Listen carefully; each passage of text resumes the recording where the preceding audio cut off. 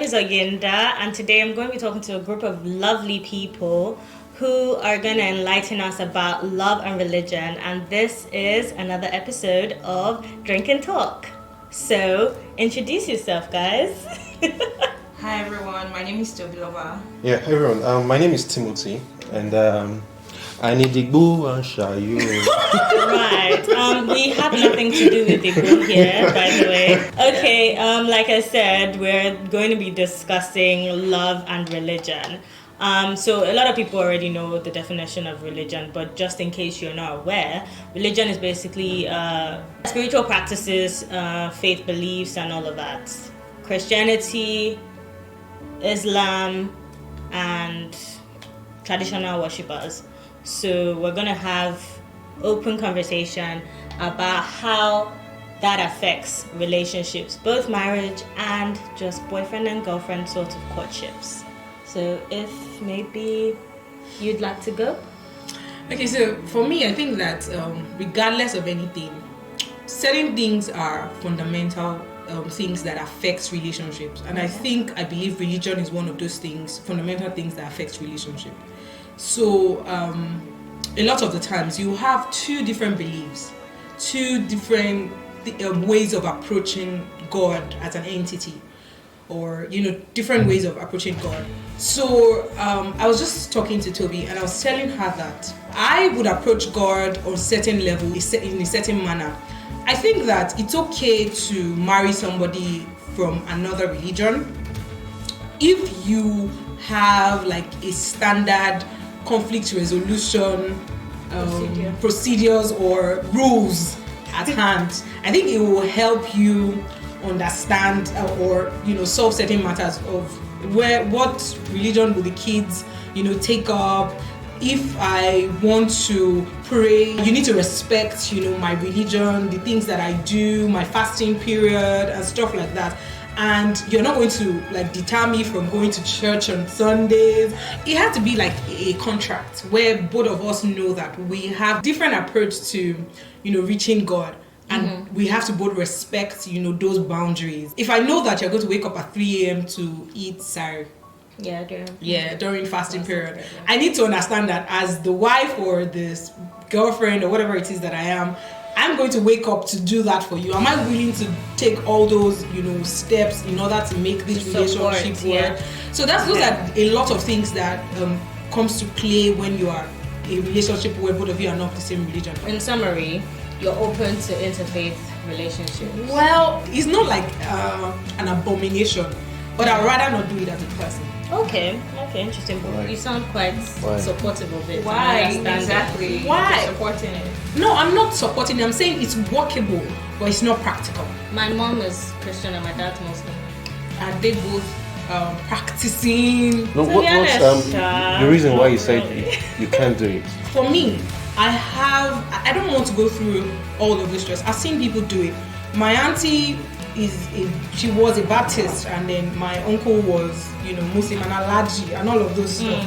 And right now my cousins are torn between, are we Christians, are we Muslims? They don't want to offend the mom side by saying that they are Muslim. So if you say things like Alaji, they will be like, are you mocking me, or are you, do you understand? And we might genuinely just be saying stuff like, you are a Muslim, where's your praying mat and stuff like that, but they see it as mockery because we are not the same thing. And then when they are with their daddy's people too as well, same thing happens. They'll be like, you people that used to speak in tongues and do all of those things in your mommy's side, are you sure that you have not gone to the land? So it's like they are torn between those two beliefs. That's because I would believe that's because the two faiths are really, really strong, and they believe every other person around them should take up the religion that they practice. Don't you think I'm on the opposite. No, don't you think that there's actually a failure on the part of your aunt and her husband, the parents of those kids? My auntie wasn't a practicing Christian when she married. I will not say practicing Christian. That says it all. She wasn't really a churchy person, even till she died. She wasn't really a churchy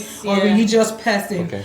But then her husband too wasn't really practicing, but we all knew that he would fast when it was time to fast. He's not kind of guy that would let's wake up and pray in the morning and stuff like that. But after a while, things changed. They grew up, challenges came, and everybody had to hold on to the God that they believed in. now you see that we're going two different ways or two different approaches to reaching that God, and I'm caught between, am I going with dad or am I going with mom? Even as a young child, that my cousin was, her dad was a Muslim, I used to go to the Eid prayer with them. I would dress up. As kids, we thought it was fun dressing up and getting ready, but as we grew up, well, for me, I wouldn't say that it's a problem, but for them, it started becoming a problem because am I to follow mommy to church or to follow dad to, mosque and stuff?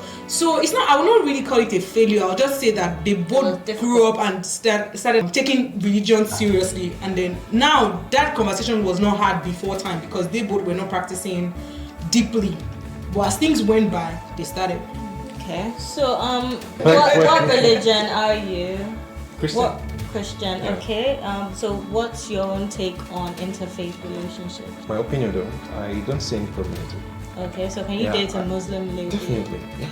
Who is willing to keep her faith And tie her hair. I don't have any big deal. And tie her hair. Yes. And because, wear. And extending to marriage. like, I don't How about a have, traditionalist? I don't have any problem with that. Wow. They are too open-minded. That's beautiful Not like because before colonialism, it was actually Exactly. it was actually That is it. traditional. Like we were all traditional worshippers.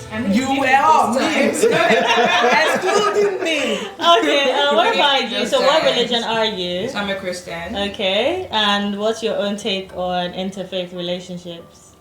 It's a no-brainer. I definitely would not make such compromises. Okay, why do you see it as a compromise? I know that a lot comes to bear when it's relating to relationship and marriage, right? And just like she said, as she was speaking, what came to my mind was there's always this intersection. I mean, we all watch Indian movies growing up, and there's this point where there's the beginning and then there's the intersection, right? So there's that point where life happens and life comes to you in real terms, and you then have to take certain decisions, right? So when you say life happens, what sort of issues? Because I assume life means issues. I wouldn't want to pick up things like terminal cases, right? But they also come to bear. And it's not like you're preparing for them, but that's also part of projecting into the future, right? And so you want to be sure that whatever decision I'm going to take here aligns to what my partner would align to. So, I mean, just in case for instance, I don't want to mention particular sect or in that sense, but there's certain parts of Christianity that would not allow for blood transfusion, right? So I don't want a situation where there's such cases and you have to take a decision. Yeah, okay, so perfect that you've actually spoken about the different sects in Christianity, because I was going to actually raise that. What sort of Christian are you? I'm Pentecostal. Pentecostal. So are you telling me you can't marry a Catholic? I don't know that I can. But do you believe that religion is a personal relationship with God? Like, at least the idea of practicing religion is actually a personal relationship with God. So if it is that it is a personal relationship, why wouldn't you be able to respect that person's decision, i.e. if they don't want to take blood transfusion? Okay, backtrack to history. Okay. Now, in the beginning, It's true. I mean, we always have to reference this because it started from somewhere. Yeah. Right. So in the beginning, I know that the part of when Isaac had to be married or Isaac had to marry, like there was a case of, you have to go to my land, my father's land, you have to go to this town, you have to pick from this tribe, and if you did not find, please come back. There are reasons for this, right? And I believe that Abraham was also intentional about the choice of marriage because of the instructions that God had given him about his generation. So in that sense, it's clear what it is. I don't want you to pick from this other tribe because I've seen what the prospects are within them. I've seen what is going on within them, and I don't know that this would take me or this would take my generation into the future that God has promised, right? So in this sense, it then means that you want to be sure that the directives are clear. To a large extent, I believe that we all have future ambitions, like we all call it, right? And so that also informs a lot of decisions that we take, right? So you want to be sure of where you're coming from, what's your belief, right? So, and I believe that it's also important we have these conversations because sometimes love emotions rather were clouded by them. Yeah. God was specific about how he introduced everybody to each other, right? Yes. So he would say, I'm the God of your father Abraham, I'm the God of your father Isaac, I'm the God of your father Jacob. So, like you said, relationship with God is personal, right? So I mean, and part of being in a relationship is also identity, management. You know yourself, Exactly. you know who you are. So you cannot definitely get into a relationship without identifying and dealing with the identity part of yourself, right? Yeah. So you already have a knowledge, and a background to who you are, and so that's part of what is going to inform the conversation that you have with this person. So if God of Toby is like this, and Toby has believed her God has always come through in this manner. So what are the cases in point that she would always consider before she takes a decision, because she understands that our God is going to come in this manner? Okay, so I feel like it's just safer and easier for people, I guess, that would align with your opinion, to pick people based on sensibility and just reality of what they can cope with. Right. So my mom's Christian, my dad's Muslim. Growing up, I used to refer to myself as a Chrislam. People used to find it funny, but honestly, I respect both religions, and honestly, I fast during Islamic fasting, and I also sometimes fast during Christian fasting. And I celebrate Christmas, I celebrate all these things, and I celebrate all the Eids. So it's a situation whereby I respect both religions because I was raised with both. Neither of my parents had to change for the other. I see how it can be difficult, but I also see how my mom respects my dad's religion, and I also see how my dad doesn't try to compromise my mom's faith. So that's how I learned to grow up, to understand that religion truly is your own understanding of what faith is. Exactly. It's just like someone come to me and telling me to start speaking in Mandarin. Unless I decide I want to learn to speak that language, there's no way you can force me to speak it.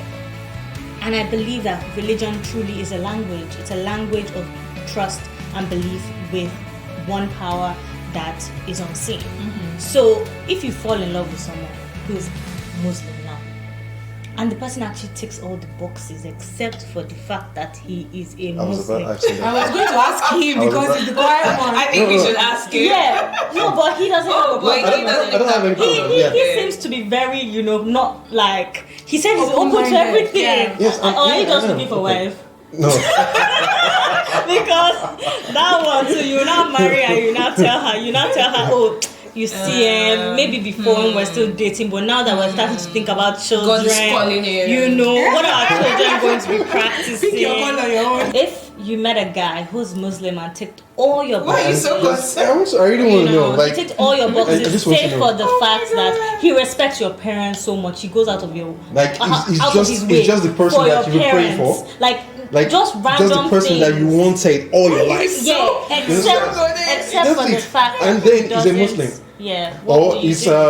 a Because nationalist. and a church, yeah. Buddhist. Okay, so I'll pick it up from this angle. I know myself and Jumoke were discussing earlier. Yeah. And one of the things that, came to mind as we were discussing is everyone loves. Yeah. Right. And so love is not attached to one person. One religion. And exactly. And same thing with exes. We've had exes. Right. So we're not going to say, oh, because I love that person, that is the only person that I would continue to love, but that's the only person that I have known to love and I will be able to love. Love evolves over time. And the way you love this person will definitely evolve over time. Sometimes you probably look at your crush when you're in secondary school and you're like, are you really kidding? I really love that person. So I believe that there are non-negotiables in relationship. Personally, I don't know that I would advance into such relationship already knowing that. Now, this also comes from my background in comms. So I'm very big on communication, speak this, say this, and also I don't know that we'll even get to that point and have not discussed this area.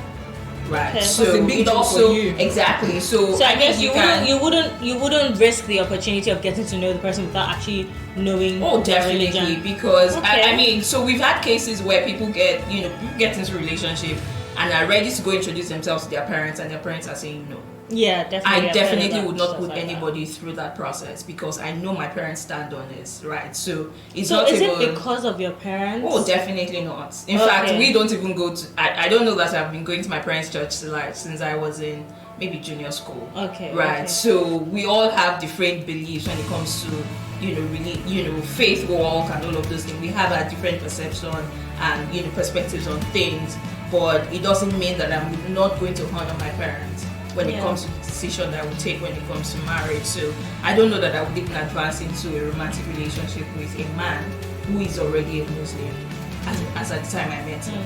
Right. So I don't know. It's not something I would consider. Now we have choices though. You understand? Now this particular person is good to go. Yeah.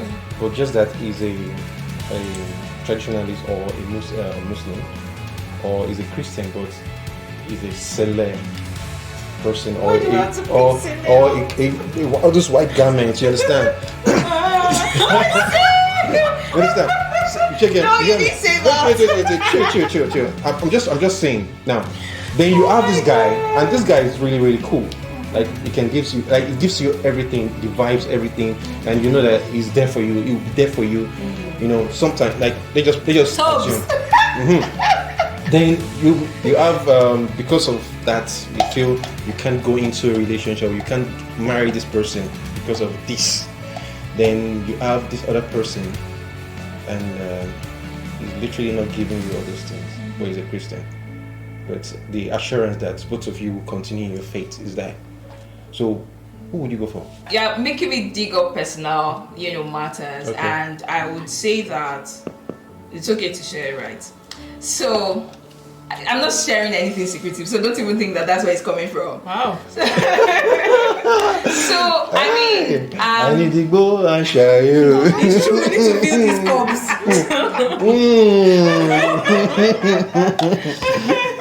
So Yeah. I'm a woman under authority, right? Okay. And now that authority isn't even speaking to humans. And so part of this part of what would inform my decision into getting into marriage with anyone are part of the things that God has spoken to me. Now, as long as or as much as the person ticks all the boxes, there is a unique box that the person has to take. Okay. Right. And so that comes with, okay, what's the blueprint? What has God spoken to you? What has God given to you? What has God said? Now, there's certain part of my life that requires, and it also comes with fulfilling purpose, right? So there's certain aspects of my life that, no doubt, non-negotiable. Okay. This person has to tick. Okay. And it's not because I want to choose, it's because there is already a precept, there is already a blueprint that I have to work with. So it also informs every other thing, right? So it's not even so much of, and marriage for me, if I may say, is not so much of the attraction, it's not even to, okay, finally I'm married. No, it's an assignment, it's purpose. So I'm not getting married for the pleasure of it. If it was for the pleasure, I would have been married years back. So that also tells you what then informs every other decision that comes around it. So it's not so much of, the guy's fine. I'm not a TDH kind of girl. So TDH means told that by the way. So I'm not about it speaks to it does, but what's the blueprint first of all? And the blueprint then, I mean, just like the Bible says. Let me jump in. Wait, before you even jump in, just like the Bible says, seek ye first the kingdom of God and every other thing shall be added unto it. Right. So I wish for I had me, quotes from the Quran.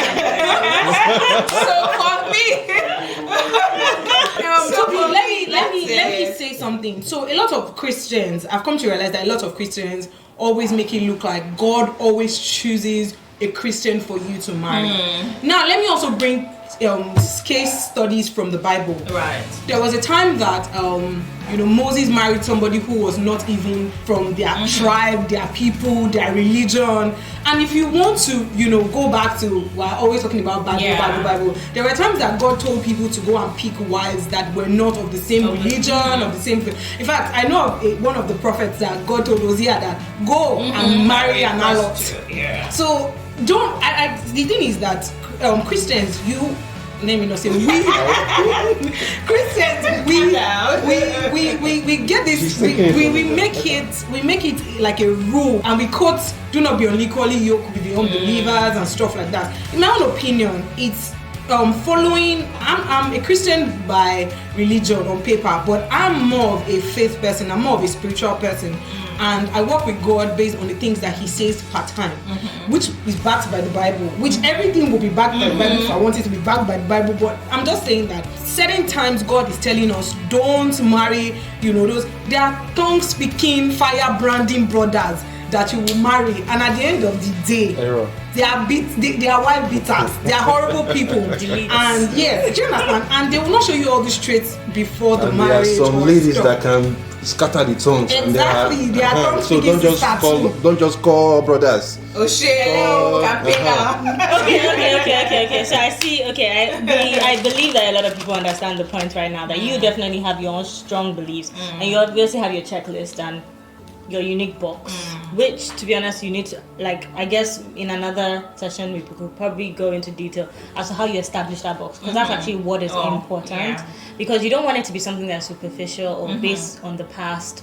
It should be more about looking to the future. So looking to the future, I know a lot of people say that the reason why they don't want an interfaith marriage is because of the children, because of the confusion. Someone has referred to me before as a confusion, that I said I'm Chrislam, I said I used to preach in secondary school. I actually used to handle Bible study, and then after Bible study I'll go to Islamic studies. So people just used to look at me like, are you okay? But I wasn't confused, because I feel like if both books are teaching love.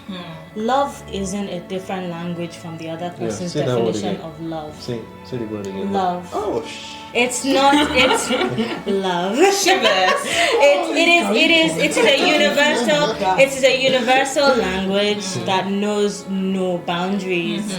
So you either love or you don't, and that's the reality of life. So whether or not you've seen people who, without any knowledge of anything, without even any religion that they're following or practicing, they've been overtly kind to other people. Meanwhile, people who claim to have a religion, they're the one casting and cursing people. In my years, I've gone for numerous Christian services, and I've also gone to the mosque. The mosque is less interpersonal, while the church is more personal, right? The mosque is more like you're independent. Everyone does their thing and they leave. Especially women. Women are on one side, men are on one side, right? So you don't actually get to mix until you're outside the mosque. That's when you can mix with the male gender. But Christianity, the churches, you have a relationship with your pastor. You even have, all these random things, right? So and I've been in places where I'm just questioning a lot of rules and regulations that are inside the Bible and inside the Quran. And I guess that's easy for me to do because I don't particularly have any devotion to any both, of them. right? And I just criticize both religions, and I see how, it's what are the true objectives of these books, and in the end, it's all love, right? So love and respect, truly, that's so it. So now I also want to point out the fact that I've been with someone who is a free thinker. Basically, an atheist, in fact. At least you believe in God. He doesn't believe God or Satan exist. Okay. Now, it was fun at first because, he's a kind person. He's a sweet person. He would, see someone in need and would stretch out the hand of kindness to get the person, stuff like that. And I genuinely felt like, this person has love without even having a religion or even believing in God. But here is where the conflict started. Conflict of interest, let me put it that way, started. After some few months of being together, we never dated, but of just being close and being in the talking stage. I realized that there were times that I had to seriously, pray about something that was affecting me, and I felt like I could vent to this person that I'm with or that I want to be with. I'm telling you about how, this thing is shaking my faith and all. And he's just there laughing at me like, what is this one talking about? There's not even God. Do you understand? Yeah. At that point, I don't know. I would have to turn to someone that understands the language I'm speaking. Can I explain? So that's where the fear is, in the sense that for people who believe in one religion or the other, there's a fear of an unseen person who is stronger than every other person in the world. So for him, he has no boundaries in terms of his. And he feels like every other person is dumb because of that. Exactly. So people who are atheists, especially the ones who are not actually guarded atheists, they actually genuinely believe like everyone's just a clown. Yeah. Everyone's just messing around doing rubbish, like believing in an unseen thing, that they only believe in physical things that they can touch and feel. Right? So that's where the risk is. The idea as well, sometimes I actually do think about it. The idea as well is that like for religion, for me, I feel like it just, regardless of what religion it is, so long as I believe that there's someone who can check me and I can't actually check the person. You know, your parents are meant to be like your social like God. Right? So they're the ones who tell you, oh, this is bad, this is bad, this is bad. But sometimes as we grow older, you're the one telling your parents that don't do this, don't do that. Right. And you go back to God and tell him, don't do this. So that's the idea, and I guess in a way that's what people look for in partners. Do you believe that your children are entitled to pick their own like religion? Because in that instance, a lot of times as well, people actually do marry the same faith religion because they want their children, they don't want to have that issue with their children. They don't want to be fighting with their wives or husbands and say, oh no, my child must take my religion, da da da da. So it's a situation like, do you believe that your children have a right at the age of 18 to actually pick their own faith? And do you feel like that's one of the reasons why you make that choice of picking a path? I want him to answer. You know why I want you to answer? Because you are free-minded, like, oh, you can marry anybody. So if the person is a traditionalist or whatever it is. So in that situation now, you have married somebody who covers completely, what do they call those guys that covers everything to their legs? Or those ones that carry masquerade. So maybe. So would you be okay if your wife is carrying your children? So let's go and do your festival. Come and do masquerade. How would you feel? I don't have any problem with that. You don't have any problem with your child? Yeah, okay. Then that's actually really good. See, I don't have any problem with, for the fact that I'm married to her. There must be something I might have seen. I must have seen. I feel like you're just saying. No. He's giving me SK vibes. He's saying yes to everything. No. When everything turns around, you now say, oh, sorry. Don't worry. That's not it. I'm a very open-minded person. Though. You understand? So one thing I'm based on, me personally, one thing I'm based on is morals. Okay. You understand? Important. I pay attention to and discipline. You get me? So if I can live to a certain position, place myself in a certain place, I expect to put my family through that as well. You know, I'm able to discipline myself to some certain extent. You watch what you eat, the things you say, the place you go to, the people you associate with. You know, we as humans, we need to have limits. Boundaries, right? You understand? We need to have like they say, to who much is given, much is expected. You understand? If you have the power, but you have restraint to exert that power over someone, that is strength.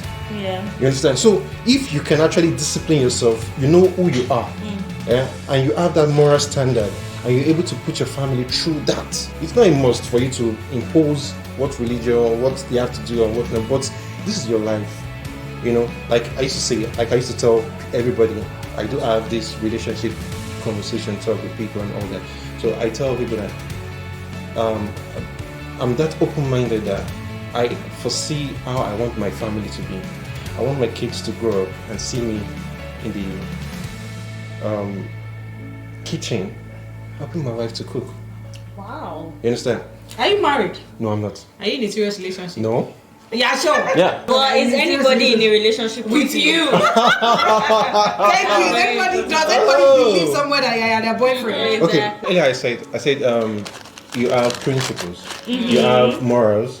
So when you have some certain people coming close to you, you need to be able to draw the line to know that stay. You need to be able to like identify like I say, the people you allow close to you, the person you allow to come into your space. You need to be very, very careful about those certain things.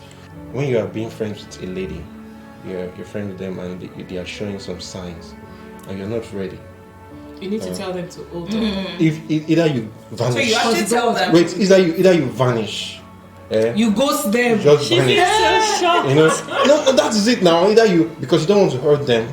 Yeah. Isn't that compromising your morale? No. Not really. No, if he's vanishing, not really. I know that this lady, she's really into me, and I'm not ready yet. And if I tell her, oh babe, I'm not ready for this kind of relationship, you understand? She might feel hurt. And the next guy. So you'd rather not have a conversation. It is very dangerous for a guy to have that sort of conversation with a lady. It's actually not. No, it is. We want to know. That's not true. Yeah, You guys would tell a guy that I can stand this conversation, and when the guy bringing it on, it turned out to something else. That's what I'm saying. It's your own You experience. understand? No, it's not. See, you go talk to guys out there. Have this conversation with them. Like, will you tell a lady how, or you just turn down a lady outrightly? They will tell you no. That's why I said you need to have restraint, self-discipline. You get me, right? So you don't need to keep that friendship. You just let go. You understand? Let her go. You go so that she can see much. Because the moment you tell her like, okay, babe, I know that you're liking me, but I'm not ready for this. Either she call you names. See why shooting shots is not. You understand? Either she call you names, or she sees you like, okay, this guy is just this and that and this, and the next guy might suffer. I'm so sorry, but when if she calls you names and all of that, I feel like you should be happy and you should thank your stars that you made the right decision. If I tell a guy that I don't like him and then he starts bad mouthing me every single opportunity, guys I will continue to thank God that I made that choice. Yeah. Exactly. Because I'm so sorry, but I would like to be with someone who, even in the end, when things are bad, the person still has my back. I feel like you're taking the easy way out. If she caught feelings and she expressed those feelings to you, I feel like there's nothing wrong with you telling her that I'm sorry. I really care about you as a friend, but I don't see you that way. Because it's telling the truth. The longer you hide the truth, the harder it becomes to tell the truth. Yeah. And that's what's annoying. I feel like a lot of people don't realize that telling the truth is literally just ripping the band-aid. And when you rip the band-aid, it's painful, but you calm. She might call you names initially, but then again, it depends on the maturity level of the person. Yeah. Something I want us to discuss about religion. We've been talking about us being in the relationship with someone of a different religion. Yeah. How about choosing the partner? In the process of choosing, how does faith come up? What is the role of faith or say religion in picking that person? I feel like, personally, I feel like faith is personal to everybody. So what your faith will tell you to do in terms of picking a partner is different from what a faith will tell me in terms of it. I just want someone who makes me feel comfortable and who supports my dreams. I support the person's dreams as well. And honestly, if you're Muslim, if you're a traditional worshiper, so long as you don't try to get me to do that, I'm happy to make our children traditional worshippers. But when they reach 18, if they want to change their religion as well, I will support them. But while they're growing and we're trying to nurture them and everything, I will introduce them to all the religions I'm aware of as well. But I get that people want to do what's safer and what they know. I'm an adventurer, so I'm happy to adventure into all these different religions and to teach my offsprings, because I think for me it's my offsprings that are really important. I live by a principle, and I feel like everyone should live by that principle. You meet someone, you leave them better than you met them. Don't leave them worse off, because if you leave them worse off, that means you're a leech and you're terrible.